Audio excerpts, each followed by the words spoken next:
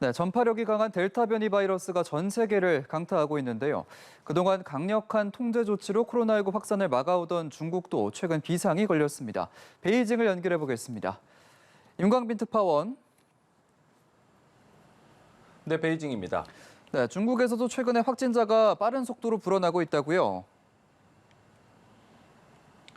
네, 그렇습니다. 지난 7월 한 달간 확진자 수가 직전 5개월 동안 확인된 확진자 수에 버금갈 정도였는데요. 지난달 20일 난징 루커우 공항 직원들의 집단 감염이 확산의 기폭제가 됐습니다. 이달 들어서도 무증상 감염자까지 포함해 중국 본토에서만 하루 평균 80명에서 90명 안팎의 확진자가 나오고 있는데요. 오늘은 결국 100명을 넘겼습니다. 지역사회 감염 확진자만 계산하면 지난 1월 25일 이후 6개월 만에 가장 많은 수치인데요. 해외 유입 사례도 적지 않아서 중국 당국이 바짝 긴장하는 모습입니다. 다른 나라들과 비교해서 절대적인 숫자가 많은 것은 아니지만 확산세가 가파른 데다 전국으로 확산하고 있다는 게 중국 당국의 걱정입니다. 지난달 말 이후 확진자나 무증상 감염자가 발생한 지역은 중국 내 31개 성시 가운데 17곳에 이르고 있습니다. 중국 당국은 코로나19 확산과 직무상 과실 등에 대한 책임을 물어서 관련 공무원 24명을 줄줄이 해임 조치했습니다. 동시다발적으로 확진자가 속출하면서 다른 나라들과 비교해서 상대적으로 방역 조치 강도가 강력한 중국에서는 지역 봉쇄와 통제가 더욱 강화됐습니다. 当前，国内出现多点散发疫情，叠加暑期出行高峰，疫情扩散风险加大。一旦发现疫情，要坚决采取最严格、最彻底的应急处置措施，以最快的速度控制住疫情。 네, 이런 가운데 최근 중국이 미국을 향해서 코로나19 최대 전파국이다 이런 비난을 하고 있는데요. 어떤 이유 때문인가요? 네, 최근 중국 매체들을 보면요. 미국의 코로나19 대응을 비판하는 사설과 기사를 잇따라 내놓고 있습니다. 미국의 코로나19 하루 확진자가 10만 명을 넘기며 2월 초 이래 최다치를 보였다면서 감염병 대응이 엉망이라고 지적하는가 하면요. 미국의 허술한 대응이 코로나19의 전 세계 확산을 가속화시키고 있다며 바이러스 최대 전파국이라고 비난하기도 했습니다. 전 세계적으로 코로나19가 재확산하는 데 대해 미국의 책임론을 부각하면서 코로나19 중국 기원설 논란을 반격하려는 의도로 풀이가 되고 있습니다.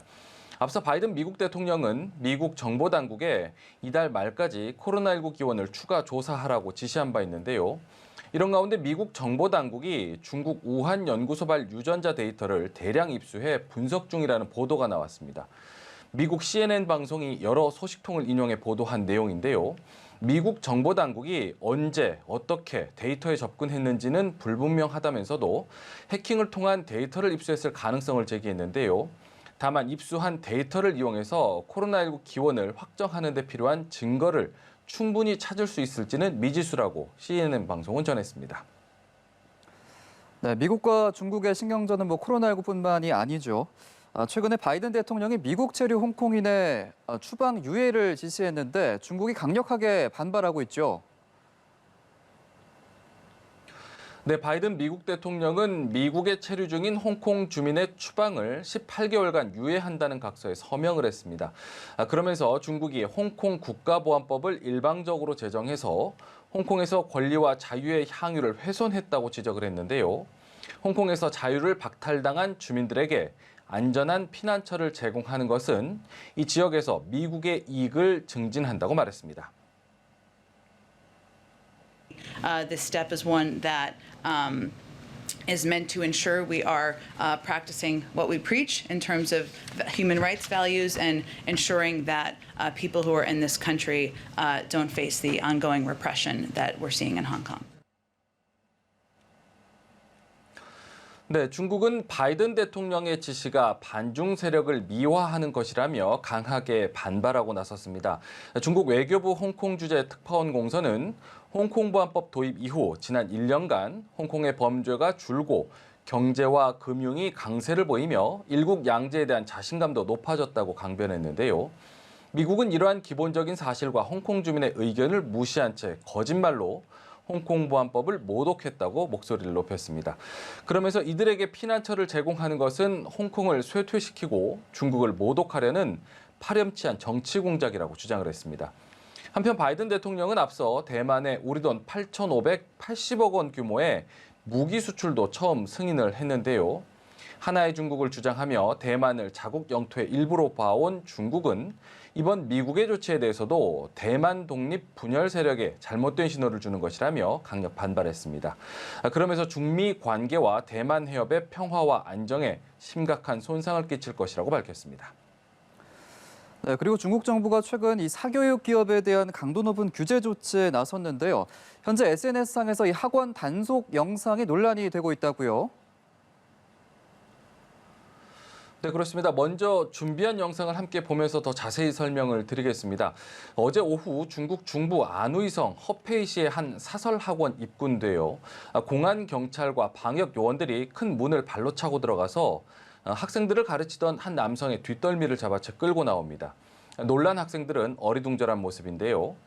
당국은 방역 수칙 위반을 단속했다고 밝혔지만 이 영상을 본 누리꾼들의 반응은 다릅니다. 방역 단속 요원들이 정작 마스크를 쓰지 않고 있는 것이 이해되지 않는다는 것인데요. 이는 사설 학원을 단속하기 위한 것이라면서 사교육 규제 정책을 이해할 수 없다는 지적이 잇따라 올라오고 있습니다. 자, 그런데 이 같은 지적에도 각 지방 정부들은 서둘러서 이 사교육 규제 조치 실행에 옮기고 있는 상황이죠.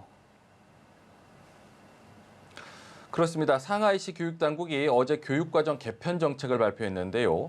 올해 하반기 학기부터 모든 초등학교에서 영어 시험을 금지하겠다고 밝혔습니다. 대신 사상과 정치 관련 수업, 또 체육 수업을 늘리겠다고 설명을 했습니다. 그런데 상하이시 교육당국의 이 같은 계획이 알려지자 SNS에서는 누리꾼들의 반발이 이어지고 있습니다. 택배 배달을 할 때는 영어가 필요 없겠다라든지 공항에서 일을 하면 된다는 등의 당국의 조치를 비꼬는 댓글들이 잇따라 올라오고 있는 것입니다. 중국의 산시성과 광둥성 등에서도 여름방학 기간 사교육을 못하도록 특별 지침을 만들고 캠페인에 나서는 등 각 지방정부들도 규제 대열에 동참하고 있습니다. 한편 이 같은 중국 정부의 사교육 규제 조치에 대해서 최근 홍콩의 사우스차이나 모닝포스트 신문은 담론과 이념을 통제하기 위한 것이라는 분석을 내놓았는데요. 한 전문가는 지난 몇 년간 사교육 분야가 스스로 담론을 설정해왔고 또 그것은 중국 국가의 의도에 반해서 굴러갔다고 분석했고요. 또 다른 학자는 사교육을 통해서 중산층이 사회적 지위를 유지하는 데 도움을 줬지만 중국 정권은 이 같은 중산층의 과도한 영향력이 위협이 될 수 있다고 판단했을 것이라는 해석도 내놓았습니다. 지금까지 베이징에서 소식 전해드렸습니다.